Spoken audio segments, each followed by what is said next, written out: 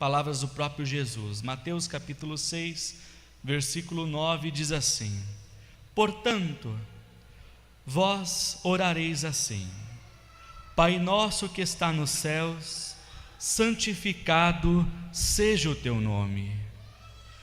Venha o teu reino, seja feita a tua vontade, assim na terra como no céu. O pão nosso de cada dia nos dá hoje. Perdoa-nos as nossas dívidas ou as nossas ofensas, assim como nós perdoamos aos nossos devedores ou aos nossos ofensores. E não nos conduza ou nos deixe cair à tentação, mas livra-nos do mal, porque teu é o reino e o poder e a glória para sempre. Amém. Vamos lá em Efésios capítulo 4, versículo 4 em diante. Há um só corpo e um só Espírito, como também fostes chamados em uma só esperança da vossa vocação. Um só Senhor, uma só fé, um só batismo. Um só Deus e Pai de todos, o qual é sobre todos e por todos e em todos vós. Amém, irmãos? Jesus foi quem falou o que nós conhecemos como a oração do Pai Nosso. Repito, a oração de um mestre fala muito sobre os seus ensinamentos e sobre a forma que ele se relaciona com Deus, com o divino, e a forma que ele se relaciona com o mundo. Então, a oração do Pai Nosso é um resumo, é uma síntese de todos os ensinamentos de Jesus, da forma que Jesus, como homem e como filho de Deus, se relacionou com Deus, e a forma de que Jesus, como homem, se relacionou com o mundo. Então, a oração do Pai Nosso é um resumo daquilo que se chama hoje de cosmovisão, de como Jesus ensinava, se relacionava com Deus e se relacionava com o mundo. E nós vemos na semana passada, Jesus chamou Deus de Pai. E eu falei um pouquinho na pregação passada sobre essa exclusividade que só Jesus começou a ensinar e tratar Deus como Pai. Então você pega o Antigo Testamento inteiro, os profetas, os escritores do Antigo Testamento acreditavam em Deus como o Pai, só que eles não se dirigiam a Deus, não tratavam Deus dessa forma, como Pai. Então vem Jesus e começa a ensinar Deus, Pai, vocês, todos, vocês se acheguem a Deus como Pai. E a palavra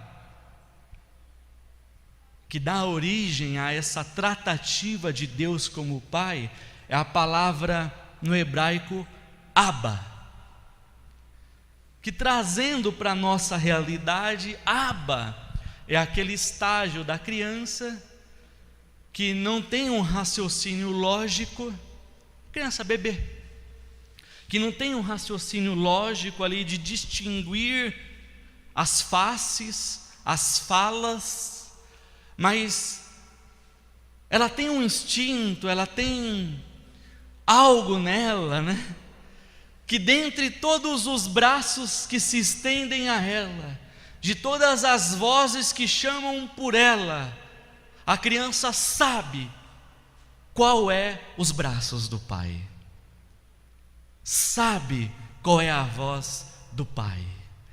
E ainda que ela não fale ali uma palavra inteligível aos que ouvem, ela sabe quem é o pai, é o Abba Pai, é o pai dela, que ela sabe que naqueles braços ela pode confiar, que ela vai estar segura. Ela sabe que aquela voz ela pode seguir, que é uma voz de segurança, que vai a proteger, que vai guiá-la, que vai cuidar, que vai amá-la, que vai acolher. Então a criança se joga naqueles braços. Então Jesus começou dizendo isso, Pai, na oração dele, né? Pai. Esse é o sentimento, esse é o entendimento, essa é a consciência que nós devemos ter a respeito de Deus, o nosso Abba, ou o nosso Pai. É aquele lugar que nós temos segurança e podemos confiar em todos os momentos. E continuando a falar sobre Pai, Jesus, no começo da oração do Pai Nosso, ele fala: Pai Nosso. O Pai é nosso, guarda bem isso. O Pai é nosso. O Pai não é meu e o Pai não é seu. O Pai é nosso. Quando o Pai é só meu, ou quando o Pai é só seu, logo, é óbvio, temos pais diferentes. Se o Pai é só seu, ou se o Pai é só meu, temos um Sherlock Holmes. O Pai é diferente, o nosso Pai é diferente. E se o nosso Pai é diferente, logo deixamos de ter o vínculo de irmãos. Porque só é possível sermos irmãos se o meu Pai for o mesmo que o seu. Portanto, se o Pai é nosso, meu e seu, logo nós somos irmãos, membros da mesma família, a família de Deus. A percepção que se tem, e se você for parar um pouco para olhar, a percepção que se tem é que, conforme que o tempo vai passando, esse vínculo do nosso, esse vínculo de irmandade, conforme o tempo vai passando, parece que a percepção que se tem é que esse vínculo está deixando de ser importante nas relações de um com os outros. Nas relações de um com os outros. Porque isso não é novidade, mas tem um que fala assim: eu creio e sigo dessa determinada forma. E por eu crer e seguir dessa determinada forma, o que é diferente desta forma não é aceito por mim, e logo eu tenho um certo receio, ou há um certo distanciamento, por se crer e acreditar em formas diferentes. Falando bem explicitamente, para vocês, na Bíblia aconteceu isso várias vezes. Uma delas foi em Corinto. Paulo falou: o que está acontecendo aí, minha turma? Um fala que é de Paulo, um fala que é de Apolo, outro fala que é de Pedro. Está Cristo dividido? Está Deus dividido? Quem sou eu para falar que alguém é de mim? Eu batizei, meia dúzia de gente, Paulo falando. Eu batizei meia dúzia de gente. E vocês estão falando isso?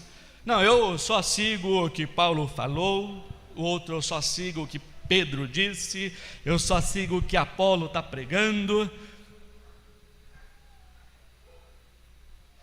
Então, nessas percepções e trazendo para o dia de hoje, no linguajar evangélico, ou no meio religioso, eu sou tradicional, eu sou pentecostal, eu sou neopentecostal, eu sou isso. Está Cristo dividido? Então, nessas percepções, isso é só um exemplo, e você dê asas à sua imaginação, nessas percepções de que o Pai é meu, ou o Pai é só seu, vai se distanciando um dos outros, e esse vínculo de irmandade vai se deixando de ser tão importante, em nome de uma ideologia, em nome da defesa de uma figura religiosa, ou qualquer tipo de figura que tenha algum tipo de influência sobre grande quantidade de pessoas, e assim vai. Então a percepção que se tem, que conforme o tempo vai passando, esse vínculo da irmandade, esse vínculo do nosso, vai deixando de ser importante e relevante. Aí, as consequências é que as relações estão cada vez mais superficiais e descartáveis. As relações humanas estão cada vez mais superficiais e descartáveis. Hoje, em todas as esferas, irmãos, em todas as esferas, dentro da sociedade, hoje se prefere romper as relações do que resolver os seus conflitos e crescer e amadurecer juntos. Se prefere se romper as relações do que resolver os seus conflitos e crescer e amadurecer juntos. Isso, subjetivamente, é eu dizendo que o Pai é meu, só meu. É a pessoa dizendo que o Pai é dela, só dela. E que não, o Pai é nosso. Não que o Pai é nosso. Romanos, no capítulo 12, no versículo 4 e 5, vai dizer algo bem parecido. Romanos capítulo 12, versículo 4 e 5. Diz assim: porque assim como temos em um corpo muitos membros, e nem todos os membros têm a mesma operação, assim nós, que somos muitos, somos membros de um só corpo em Cristo, mas individualmente somos membros uns dos outros.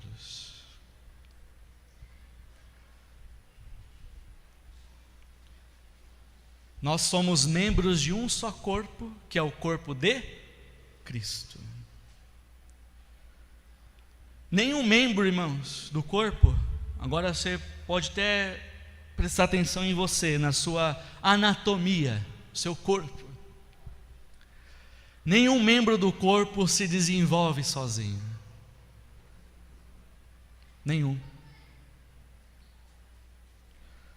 Os membros, eles se desenvolvem em conjunto, na proporção certa, no tempo certo. Eles estão interligados uns aos outros, e só assim, interligados uns aos outros, é possível um desenvolvimento saudável e que sustente a vida por muitos anos. A pessoa vive lá os seus 90, 100, e há uns que conseguem passar dos 100, né? Só assim.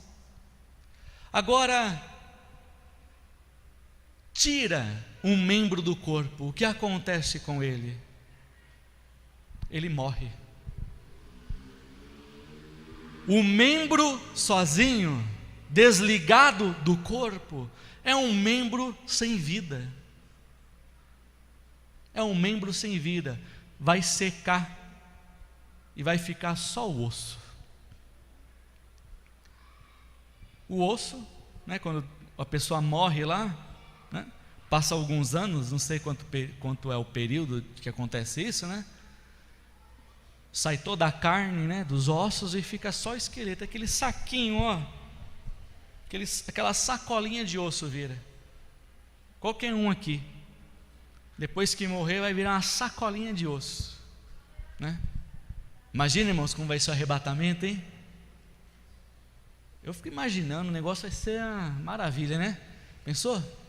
Os ossos assim, ó, se mexendo no túmulo, né? Vem carne, vem os nervos, vem a carne, vem a pele, né?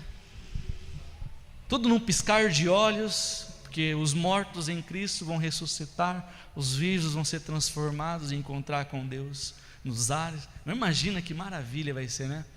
A ressurreição dos mortos. Mas quando morre é isso, vira um saquinho de osso. O membro desligado do corpo vira osso, não tem vida. Logo, cada membro só tem vida e cresce e desenvolve na proporção certa quando um membro está ligado no outro. É a vida passando, é a vida circulando, é a vida fazendo as coisas acontecer, desenvolver.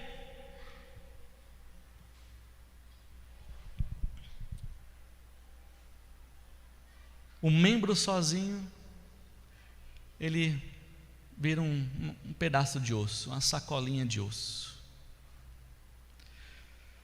Logo, se o Pai é só meu, e se o Pai é só seu, somos um membro desligado do corpo. Somos um membro sem vida.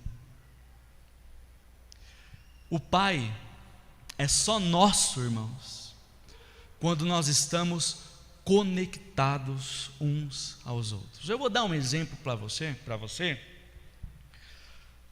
do contrário disso. O Pai só é nosso quando nós estamos conectados uns aos outros. Eu vou dar alguns exemplos que não é nenhuma novidade o que eu vou falar. Eu vou dar alguns exemplos de desconexões, rompimentos, desligamentos. Como é que fala quando corta um braço? Decepar? Amputar? Amputar, né? Sobre amputar membros. Vou dar alguns exemplos para vocês, usando essa analogia. Exemplos de desconexões, já que o Pai só é nosso quando estamos conectados uns aos outros. Exemplos de desconexões. Agora você vai abrir um leque assim você vai pensar junto comigo. Desconexões ou amputamentos. Preconceitos é uma forma de desconexão com o outro. É uma forma de você decepar o outro. Preconceitos. Mas essa questão do preconceito, ela é tão sutil, né? Porque se eu perguntar, você é preconceituoso? Ninguém aqui vai falar que é. Não, eu não sou preconceituoso. Não, eu sou crente. Como eu vou ser preconceituoso? Não é? Já a primeira coisa vem essa na mente. Mas a questão é tão sutil, e às vezes passa tão desapercebido, que é como Jesus disse, né? Que vem aquele à noite e joga um pouquinho de fermento na massa, né? Sem ninguém ver, e a massa toda estraga. Porque a recomendação na analogia bíblica é que sejamos como os pães asmos da preposição, da ceia do Senhor, sem fermento, sem corrupção, imaculados, irrepreensíveis diante de Deus, através do amor que é o vínculo da perfeição. Então, se eu perguntar, tem algum preconceituoso aqui? Ô Jonathan, você está numa igreja. Pô, aqui não, né? Eu acredito que não também, porque eu conheço os irmãos, mas se falar em qualquer lugar, ninguém vai assumir. Mas é muito sutil. Um exemplo.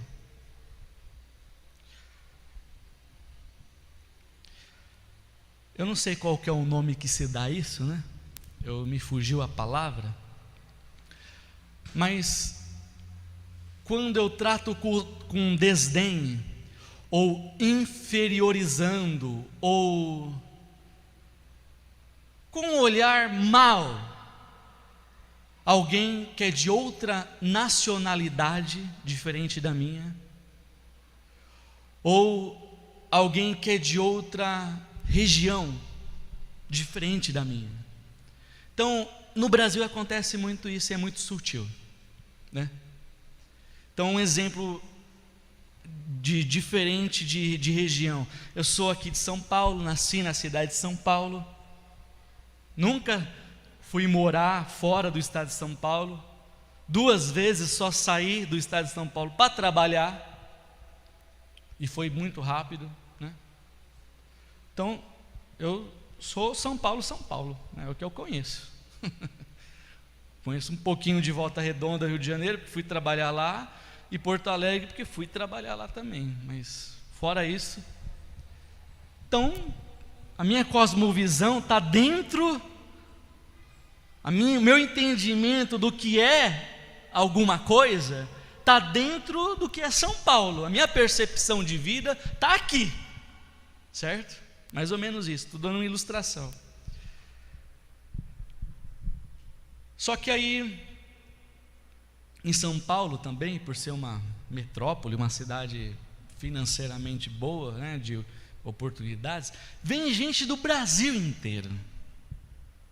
Vem gente do Brasil inteiro, Vem gente do Brasil inteiro. E muitos desses que vieram de outros estados para São Paulo são responsáveis, vou dar um exemplo, pela casa que você mora. A construção civil, ela abraça muito isso. Pessoas de outros estados e regiões que vieram para procurar emprego, e muitos deles na construção civil, e em vários níveis da construção civil, tanto na parte operária como na parte de projeto e assim por diante, venda, né? Mas há aqueles, né, que quando se refere a pessoas de outros estados, tem um trato, eu não vou falar as palavras que eles falam, você deve saber, né? Mas tem um trato de inferioridade, né? Um trato de desdém. Não, eu sou paulista, né? A pessoa é lá, né? lá de cima, e assim vai, né? É um preconceito que é sutil, mas a pessoa não tem, é um jumentinho mesmo, não tem a ideia de que a casa que ela está morando foi construída por ele, a maioria, vamos dizer assim, né? A maioria dos prédios, né? Então olha só, que coisa irônica, né, irmãos? É um tipo de preconceito. Quando você vai lá para o livro de Tiago, que trata muito isso das fé e obras e fé, e toda essa relação, ele fala assim, ó, se no meio de vocês entrar alguém todo pomposo, anel de ouro, todo brilhoso, todo vestido de púrpura, né? Aí você vem, fala, não, senta aqui na primeira cadeira, na cadeira de honra. Aí entra o maltrapilho, o que no vocabulário nosso, né, não tem onde morrer, não tem onde cair morto. Aí você fala, não, fica de pé aí no fundo aí para não, né, para não extinguir, dar muita diferença assim na multidão, né? Aí ele está falando, o Tiago fala, né? Opa, que é isso? Aí Tiago dá uma cutucada bem grave e ele fala assim, ué, não são eles os pobres, porventura ricos na fé? E aqueles que vos oprimem não são os ricos que vos oprimem? Então que trato é esse diferente? Então o preconceito está enraizado de várias formas, só dei alguns exemplos. Quando é de outro país é pior ainda, que a pessoa vem roubar meu emprego aqui que sou brasileira. Engraçado, né? Pensou se Jesus não tivesse ido para o Egito? Quando Herodes mandou matar todas as crianças de 2 anos, aonde estaria Jesus? Se ele não fosse imigrante? Será que ele tinha chegado à cruz? Já parou para pensar? Mas são coisas que, como eu disse, se eu perguntar, alguém é preconceituoso? Não, não sou. Mas a coisa é tão sutil que a gente deixa passar e vai. E a gente está pensando que está ali. São desconexões com o outro. É isso é eu dizendo, o Pai é meu. Ou a pessoa dizendo, o Pai é só seu. Não, irmãos, o Pai é nosso. Outro exemplo de desconexões, abuso de poder. Abuso de poder, de qualquer esfera. Na religião isso aí é uma pouca vergonha, isso acontece direto, até na televisão lá. Até na televisão. Acontece. No meio religioso, abuso de poder. Aí quando você vai para a política, mesma coisa, abuso de poder. Quando você vai nas empresas, grandes corporações, abuso de poder. Está em várias esferas, só que é tão sutil que nós tratamos isso como normal. E às vezes a gente incorpora isso na nossa vida, de forma inconsciente. De forma inconsciente. Quando eu abuso de qualquer poder que for me dado, eu abuso desse poder, me sinto superior por ter alcançado determinadas coisas e eu maltrato e subjugo o outro por conta disso, eu estou desconectando, me desconectando. Membro cortado, membro decepado, não tem vida. Outra coisa, que é uma desconexão. Aí agora aqui é difícil, é um pouco complicado falar, porque quem me ouve vai dizer assim, é fácil você falar isso, porque você é pobre, né? Uma outra desconexão é o acúmulo de riquezas sem justiça social, quando não há justiça social. Eu vou tentar te explicar isso.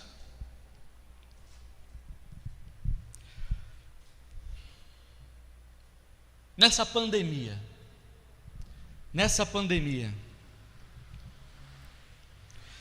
teve um jogador de futebol que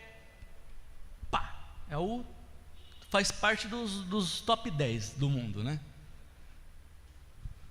O que ele ganha por hora eu não ganho no ano, pra você ter ideia. Aí, um camarada desse, lógico que ele tem um talento, né? Treina pra caramba, né? Exercita, 12 horas de treinamento, dorme pensando em treinamento. Eu imagino que seja isso, né? Mais ou menos. Um atleta, né? É um atleta. Tem o talento, tem a pegada para aquilo, né? Não estou dizendo que não. E nem diminuindo. Só que quem aclama a pessoa por ser um exemplo, né? Por ser um exemplo, vamos falar o exemplo do Michael Jackson. Quem aclamou ele rei do pop? Quem foi? Nós que eu falo, quem gosta, né? A grande massa. O cara é o rei do pop, transformou a indústria, né, dos videoclipes, do show, das apresentações. Né, um show daquele cara lá, meu Deus, é um espetáculo, né? Poucos fazem igual ele. Mas quem aclamou ele aquilo? Foi as pessoas. Agora voltando no caso do futebol lá. Quem aclamou ele o melhor dos melhores, né? Os top 10. É quem gosta de futebol lá, quem assiste, né? Vai compartilhando lá os gols, vai compartilhando, né, no YouTube, vai compartilhando as fotos. Oh, gol, nossa, meu, que jogador, né? E a pessoa vai subindo a audiência, até ser considerado, né, o melhor do mundo, vamos dizer, um exemplo. Aí um desses, no meio da pandemia, faz uma live pedindo doações para ajudar as pessoas, né, que estão passando dificuldade. Louvável. Conseguiu arrecadar 1 milhão, 1,5 milhão, quase 2 milhões. Pô, 1 milhão, 1,5 milhão, é dinheiro demais. Mas pô, tire esse 1 milhão do seu bolso. Fazer uma live pedindo para os outros doar é fácil. Agora, você enfiar a mão lá no bolso, tirar 1 milhão e doar, porque você não faz. Você está entendendo o que é o acúmulo de riqueza, sem que haja justiça social? Jesus pegou um desse, pegou pelo, assim ó, igual um peixe. Ai, Jesus, eu guardo todos os seus mandamentos desde criança, eu faço tudo certinho. O que eu faço então para herdar o reino dos céus? Jesus fala: vende o que você tem, dá metade aos pobres, vem e me segue. Como que ele saiu, irmão? Virou as costas. Meu Deus, ele mandou vender e dar a metade, ou dar tudo. Ai, voltou para trás. Isso é o acúmulo de riquezas sem que haja a justiça social, um retorno para aqueles que aclamou ele ou ela como o rei ou o melhor do mundo em determinada coisa. Não sei se eu consegui explicar muito bem. Esse tipo de acúmulo de riquezas não é pecado ser rico. Glória a Deus quem é, ou quem está no caminho para isso. Não é pecado ser rico, não. É bênção. Mas essa riqueza, esse acúmulo de riqueza, sem a justiça social, torna a pessoa só rica financeiramente, porque mentalmente, intelectualmente, espiritualmente, é um moribundo. É aquele que Jesus falou: ó, essa noite vão pedir tua alma, e o que você vai apresentar diante de mim? O Porsche, né?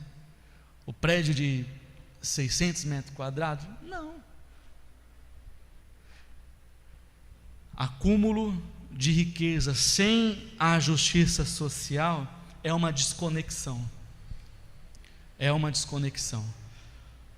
Vou falar só mais um exemplo de desconexão, que é decepar. Essa é a palavra que me sugeriram aqui. Decepar o membro. O membro fora do corpo é morto, vira osso. Injustiças praticadas um com os outros. Aí o leque é grande. O leque é grande. Mas eu vou te dar um exemplo. Eu vou usar esse exemplo que eu veio aqui na minha cabeça. Vamos supor que você trabalhou numa empresa durante 7 anos, 10 anos, 18 anos, 20 anos, você trabalhou numa empresa. E, por cargas d'água, né, você foi demitido dessa empresa. E você, dentro do que você entende por ser certo ou não, ou ser correto ou não, você entendeu que aquela empresa, durante esse período, deixou de pagar alguns direitos para você. Então você vai e procura um advogado, entra com um processo na justiça, certo? Para tentar conseguir aqueles direitos que você julga que você tem e que a empresa não te pagou. O direito é subjetivo nessas ocasiões, por isso tem que provar por A mais B que a empresa te deve aquilo, e o processo vai rolando, né, até que chegue no final. Mais ou menos isso. Aí um exemplo, é uma empresa, é um banco, um exemplo, né? É uma empresa de TI, algo grande, que tem relação com muitas outras pessoas ou núcleos, né, da mesma área. Aí você vai concorrer a uma vaga de emprego. Você passa em todos os processos seletivos para aquela vaga. Você é o cara para aquela vaga. Mas por cargas d'água, né? Não sei se é assim que fala.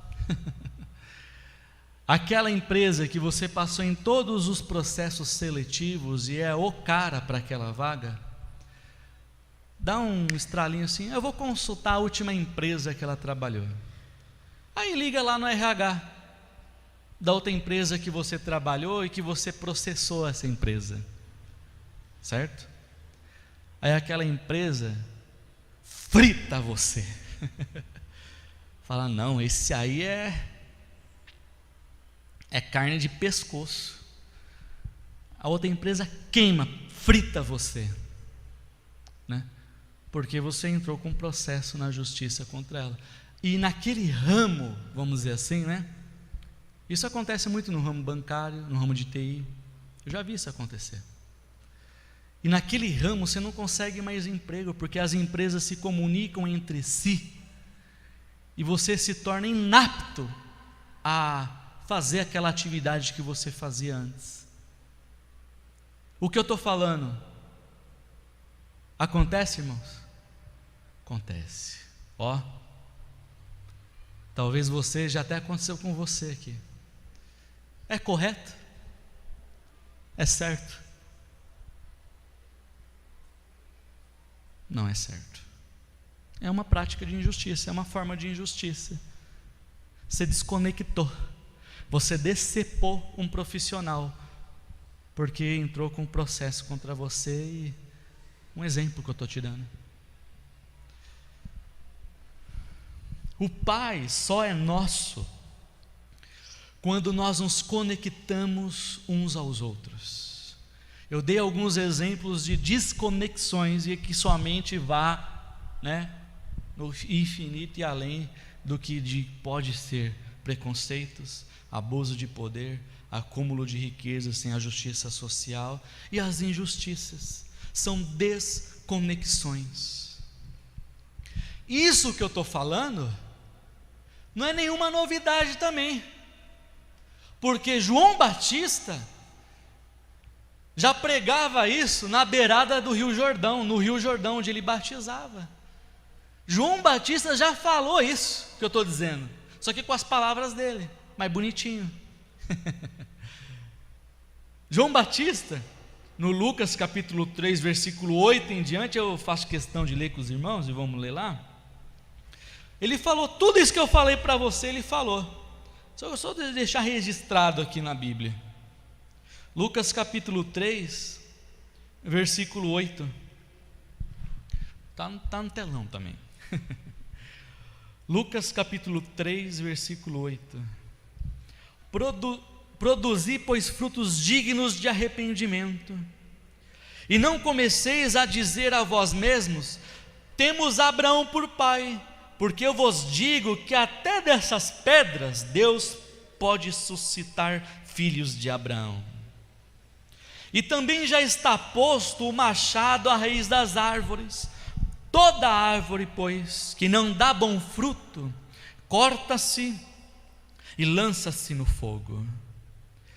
E olha só, e a multidão interrogava dizendo: que faremos? O que nós vamos fazer? E respondendo, ele disse-lhes: quem tiver 2 túnicas, reparta com o que não tem, e quem tiver alimentos, faça da mesma maneira. É o acúmulo de riquezas que eu falei. Então, se eu partilho, ou se a minha prosperidade tem justiça social, é bem-vinda. Versículo 12: e chegaram também os publicanos para serem batizados, e disseram-lhe: mestre, o que devemos fazer? E ele lhes disse: não peçais mais do que vos está ordenado. O imposto é X, não cobra 2x. Seja justo, não abuse da sua autoridade, não faça caixa 2, porque os publicanos eram os cobradores de impostos. Seja justo. Versículo 14: e uns soldados o interrogaram dizendo: e nós, o que faremos? E ele lhes disse: a ninguém tratais mal, nem defraudeis, contentai-vos com o vosso soldo. É o abuso de poder, é o preconceito, é a injustiça. João Batista já falou tudo isso nesse texto que nós lemos agora. Tudo isso que eu disse até agora, irmãos, só mostra uma coisa, dá a entender uma coisa: as pessoas, elas lutam com unhas e dentes por coisas. Por coisas. As pessoas lutam por unhas e dentes por coisas. Por coisas. Elas lutam com unhas e dentes por coisas. Por coisas. São capazes de romper os limites sem se importar em serem preconceituosos, sem se preocupar em abusar do poder, em acumular sem partilhar, ou ser injustos. Elas lutam com unhas e dentes e rompem os limites, qualquer que seja, por coisas. Mas poucos, e digo pouquíssimos, estão dispostos a lutar uns pelos outros, na graça e no amor de Deus. Poucos estão dispostos a lutar um pelos outros, na graça e no amor de Deus. Quando eu leio as cartas de Paulo, não tem outro sentimento no coração de Paulo senão esse, irmãos. Pode pegar todo o primeiro capítulo das epístolas, das cartas de Paulo, é praticamente igual, todo o primeiro, e o sentimento que ele passa, a ideia que ele passa, o que ele tenta transmitir por carta aos irmãos que recebem, às comunidades que recebem aquelas cartas, é isso. Colossenses capítulo 2, versículo 1, Paulo fala assim, para você entender o que eu estou querendo dizer: porque quero que saibais quão grande combate tenho por vós, e pelos que estão em Laodiceia, e por todos que não viram o meu rosto em carne. Esse tipo de palavra que Paulo fala, é quase que está em todas as epístolas. Ou ele fala: tem um grande combate, eu luto muito por vocês, meus irmãos. Ou ele fala: olha, todas as minhas orações, eu estou aqui, clamando a Deus por vocês. Em outras palavras, olha, em outros textos ele fala assim: olha, o meu coração está dilatado matado de amor por vocês. Eu não devo nada para vocês, mas se eu tiver que dever alguma coisa, que eu deva só amor para vocês. Esse é o conteúdo de quase todo o início das cartas de Paulo. É o combate, é a luta pelo outro, ou por uns aos outros. Uns aos outros. É um membro mandando vida para o outro membro. O sangue é isso, né? O sangue vem por todo o corpo, mandando vida para todo o corpo. Para o sangue de correr no dedo aqui, vai gangrenar, não sei se é assim que fala, né? Vai ficar roxo, roxo, roxo, vai gangrenar, vai não sei o quê, pá, vai ter que decepar o dedo. Então olha Paulo dizendo: eu combato por vós um grande combate, por vocês, por aqueles que estão em Laodiceia, e por outros que ainda nem viram o meu rosto em carne, mas vão ler essa carta. Eu estou aqui combatendo por vocês. Olha só, agora a profundidade desse texto. Se Paulo e os outros apóstolos, que a gente, os historiadores, né, os arqueólogos, encontrou pouco conteúdo textual, né, dos outros apóstolos, mas não quer dizer que eles não foram semelhantes a Paulo. É que a gente não achou, não encontrou, não teve como colocar na Bíblia, mas se Deus quiser, um dia a gente pode achar.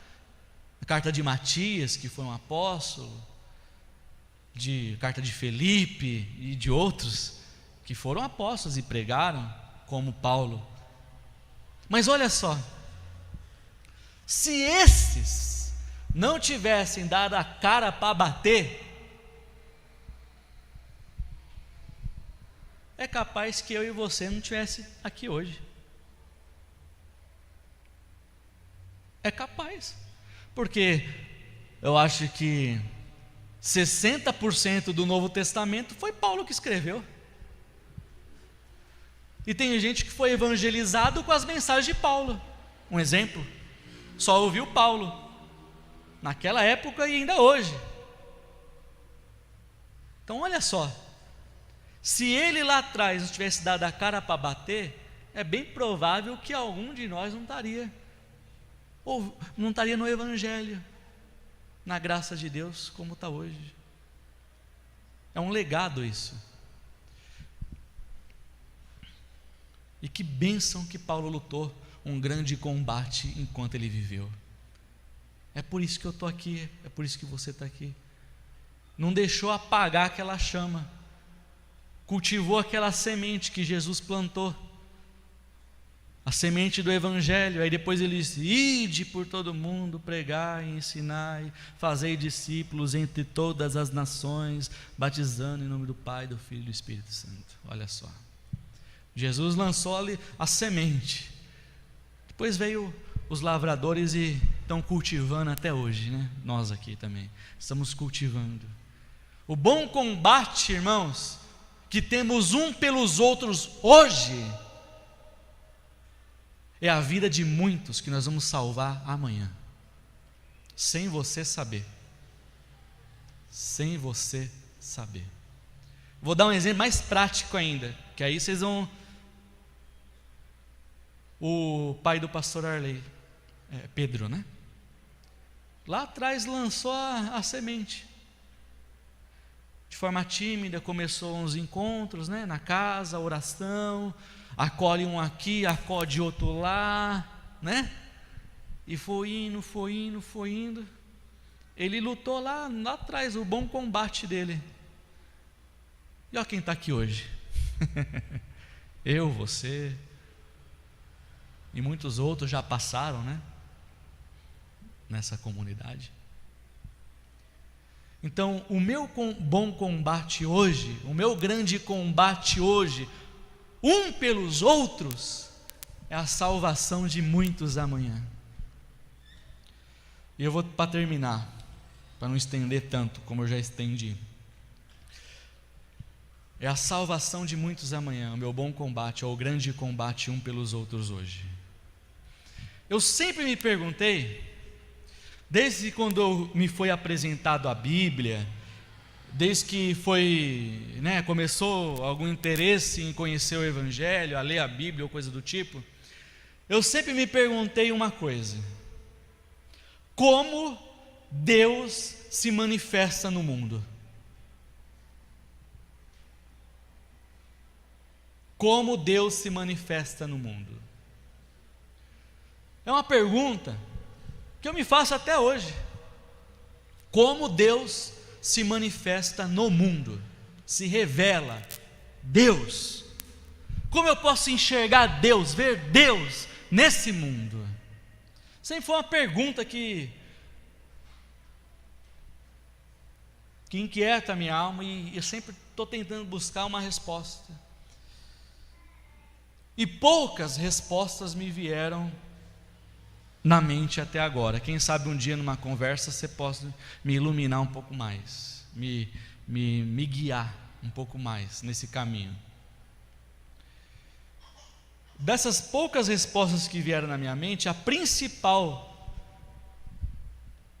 que desde os meus 15 anos eu tenho na minha mente, e foi o que eu descobri e eu tenho até hoje nisso, é que Deus, como Deus se revela no mundo, Deus se revela ao mundo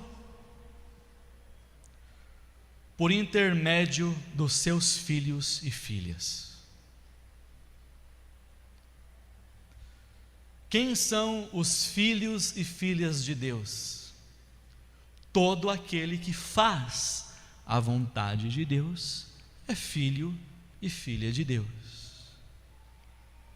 E qual é a vontade de Deus? Vou dar um resumo, mas bem resumido. Qual é a vontade de Deus?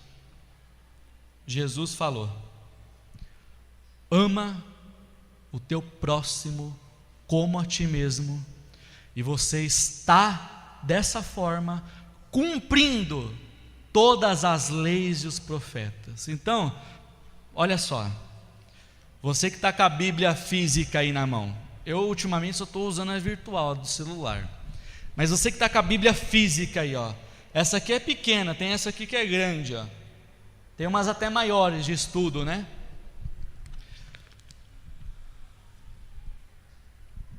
Tudo isso aqui, ó, tudo isso aqui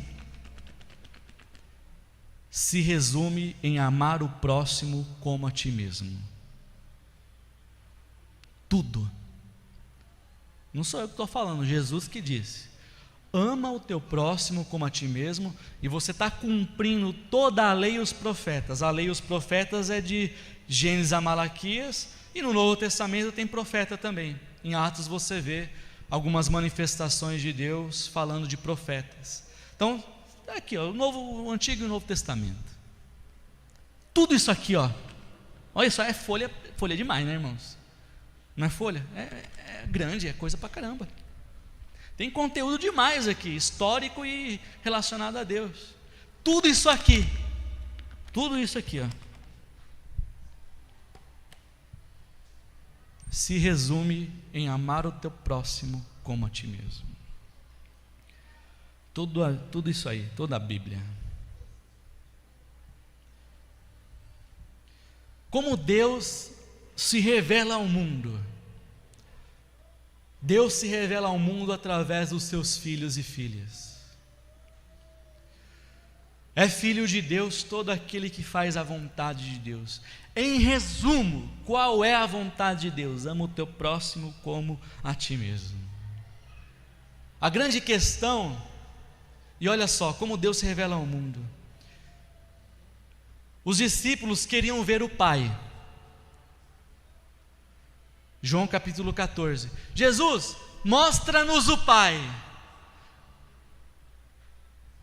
Jesus fala: vocês não creem ainda que eu estou no Pai e que o Pai está em mim, tudo o que eu falo vem do Pai, tudo o que eu faço vem do Pai, e vocês não acreditam ainda? Discípulos, quem vê a mim, Jesus, vê o Pai.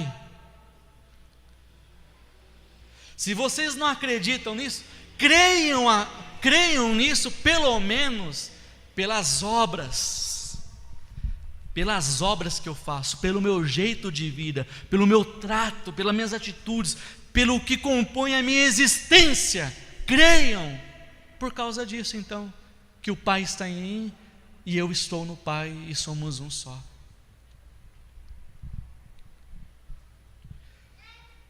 Então, como Deus age no mundo? Através dos seus filhos. Deus encarnou-se em Jesus e se revelou ao mundo. Quando eu encarno a palavra de Deus na minha vida, e ela faz parte da minha existência, é Deus se revelando ao mundo por intermédio de mim. Do contrário, é a mesma coisa. Como que o diabo age no mundo? Jesus disse: o ladrão veio senão para matar, roubar, destruir. Como que ele faz isso? A pessoa está lá com o celular e aí vem o diabo, enfia a mão no bolso e pega o celular da pessoa? Não, é através de quem? Dos seus filhos. O diabo também tem seus filhos, que são gerados na mentira, no ódio, no engano, e assim por diante. Como Deus se revela ao mundo?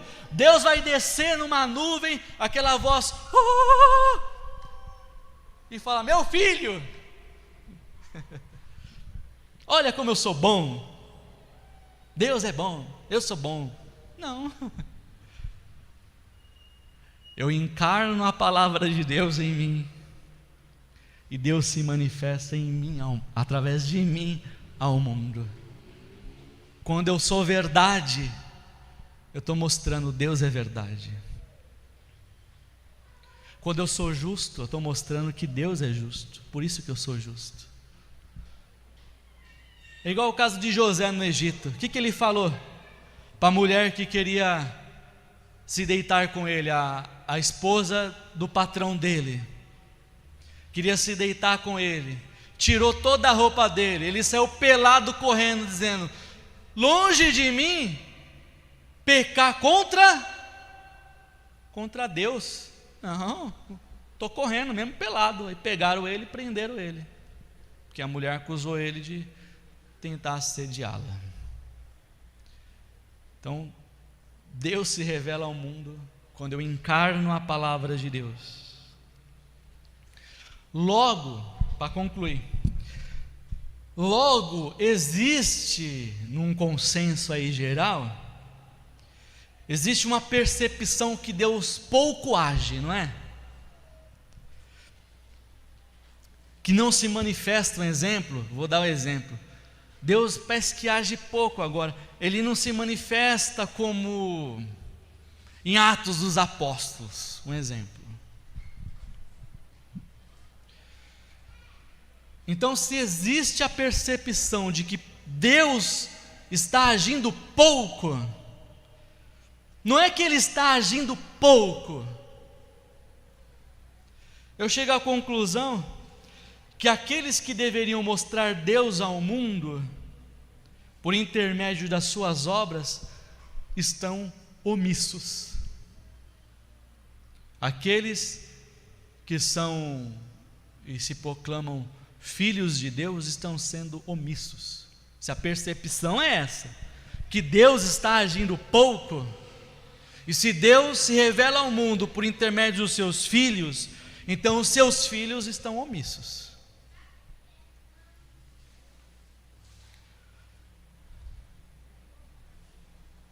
O que seus filhos estão fazendo então? Os filhos de Deus. O problema é o que eu volto atrás. Eu não sei o que aconteceu, eu não sei como era antes da década de...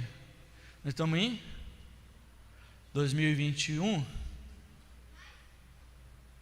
Da década de 70 para cá, quem vai saber um pouco mais é o Arley, a Cleusa, a avó Loide, né? Vai saber mais o que aconteceu nessa época. Eu não sei, mas eu li um pouco.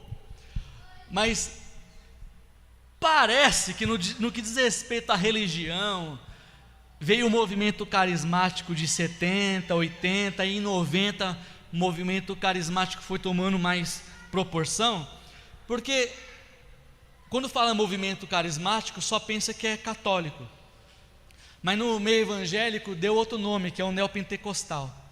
Então veio com essa turma toda, veio uma expectativa a respeito de Deus, que é a que eu dei o exemplo anterior. É Deus se manifestando, é o Deus do abracadabra. É a pessoa esperando que Deus vai se manifestar, como num show de pirotecnia. Vem aquela nuvem, aquela fumaça e aquela voz: eu sou Deus. E as pessoas estão orando na expectativa de que esse Deus, essa percepção de Deus, essa expectativa de Deus apareça e resolva os seus problemas. É por isso que lá atrás um certo, não sei se é filósofo, não sei o que ele é, ele falou assim que a religião é o ópio do povo. É por isso, porque a expectativa da ideia de um Deus que vem e socorre fisicamente, vem aquela voz de eu sou Deus, e resolve os seus problemas ali, num passe de mágica. Essa ideia torna os filhos de Deus omissos. Quem está falando isso não sou eu. Leia Tiago,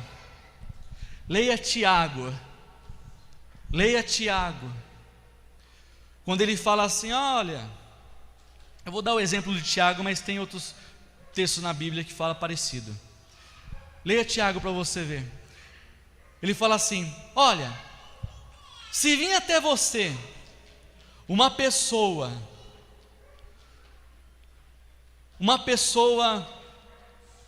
em que a situação dela, a dignidade dela está em risco, você não vai dispensar ela dizendo assim, vai lá irmão, nós estamos orando por você, tá? Você não vai fazer isso. Tiago falou, você não vai fazer isso. Quem faz isso, e essa sempre foi uma questão que eu tive, no que diz respeito ao ambiente religioso, que é a mesma coisa assim, dispensar com um tapinha nas costas. Porque nós estamos esperando esse Deus do show de pirotecnia aparecer, e um exemplo, e colocar um prato de comida na mesa da pessoa. Os irmãos lembram que na última pregação que eu falei do Abba Pai, eu falei que nesse período de pandemia, Deus, naqueles momentos que eu estava meio com a cabeça quente e, nossa, preocupado demais com algumas coisas, e Deus supriu minha necessidade. Você lembra que eu falei isso? Não é que Deus veio, eu abri a porta do apartamento que eu moro e tinha lá a cesta básica, apareceu uma marmitex lá. Não, sabe o que aconteceu? Deus usou pessoas, foi pessoas que vieram até a mim, fala, Jonathan, vou te ajudar com essa forma. Outros, Jonathan, vou contratar teus serviços, durante tantos dias, sou taxista, durante tantos dias você vai me levar lá. E foi assim que Deus me abençoou. Mas não foi o show de pirotecnia, aquela fumaça, aquelas luzes, e a ajuda veio. Foram pessoas. O que eu quero dizer com isso?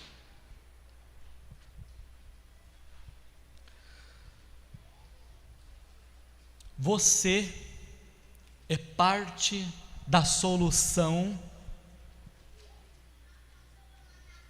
do problema de alguém.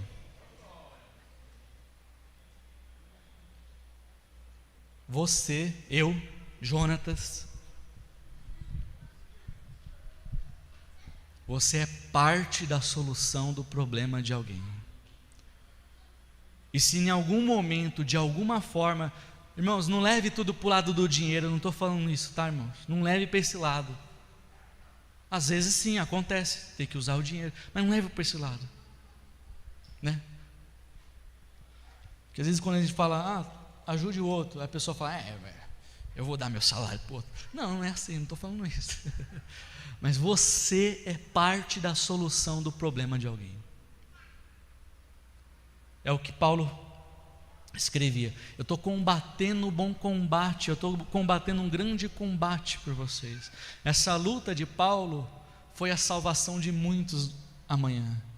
O meu bom combate, o meu grande combate pelo outro, é a salvação da vida de alguém. Você, eu, nós somos parte da solução do problema de alguém. E quando nós permitimos isso acontecer, é Deus se revelando ao mundo. É Deus se revelando ao mundo. Eu já falei demais, mas eu vou contar um testemunho, irmãos. Eu sei que eu já estou quase 1 hora falando aqui, né? Vou contar uma historinha para terminar aí, né? O Glauber assume. Era uma vez. Tinha uma pessoa na igreja. Ela tinha vindo de outro estado para São Paulo para trabalhar, para tentar a vida. E estava longe de todos os familiares.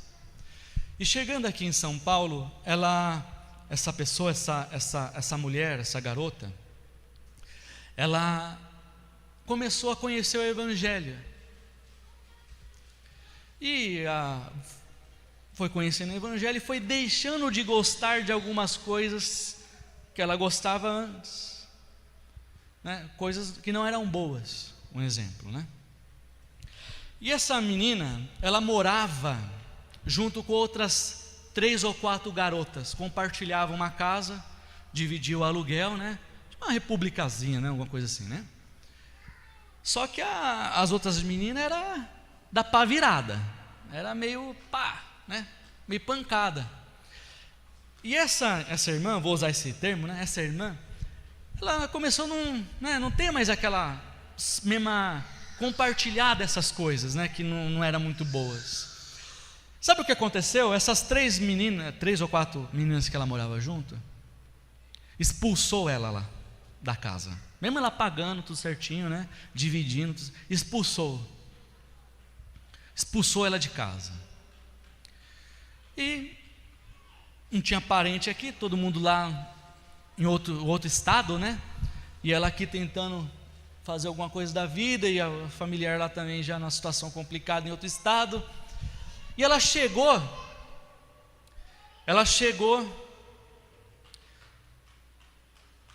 num outro irmão, e falou: ó, irmão, eu fui expulsa de casa, eu estou aqui, mas quando eu sair daqui, eu tenho que passar lá, é tipo minha última noite lá. Foi porque elas me deram, né? Última noite. Vou acordar amanhã, montar minhas malas de roupa e sair, porque não tem mais ambiente, me expulsaram.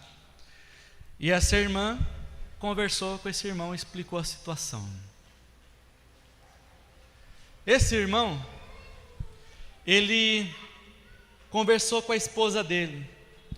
Falou: esposa, está acontecendo isso com aquela irmã, com aquela pessoa, ela vai ficar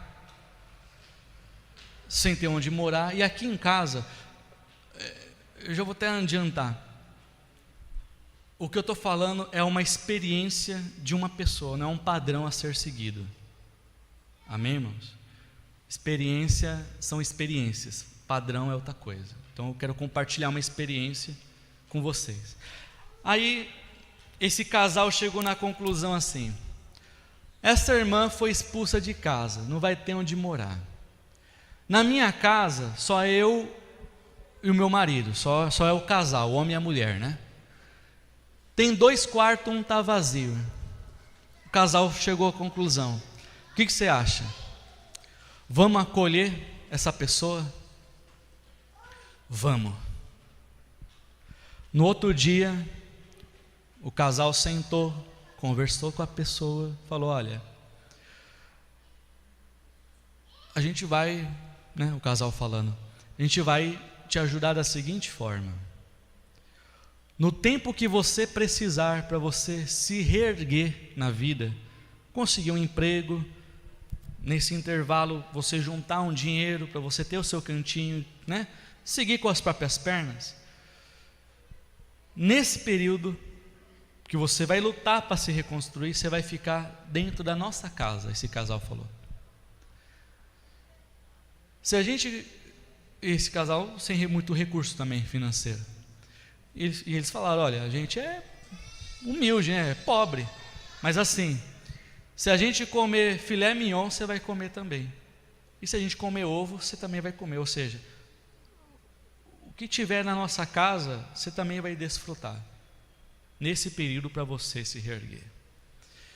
Isso aconteceu, a pessoa veio para a casa desse casal, ficou aproximadamente 9 meses, mais ou menos isso, 9 meses, olha só, irmãos, 9 meses, depois desse período, aconteceu mudanças, né, físicas, e essa pessoa, ela conseguiu um bom emprego, que desse um salário que permitisse ela pagar um aluguel. Nesse período que ela ficou na casa do casal, ainda que não foi exigido nada, ela ajudou a pagar uma água, a pagar uma luz, né, uma coisa assim. E esse período foi o período que ela precisava para se reerguer. Aí depois desses 9 meses, o casal foi para um outro lado, ela saiu também, né? Já conseguiu o cantinho dela. Já passou uns 13 anos isso que eu estou te contando. Hoje, essa menina, de lá para cá, né? Ela estudou, se formou numa faculdade, tem uma profissão, acho que ela é pedagoga, alguma coisa assim, e está uma bênção, e ainda mais está no caminho do Senhor, que é o mais importante.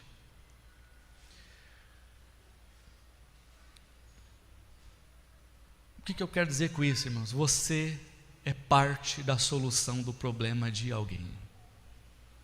Quando isso acontece, é Deus se revelando ao mundo através de você. O seu grande combate hoje é a salvação de muitos amanhã.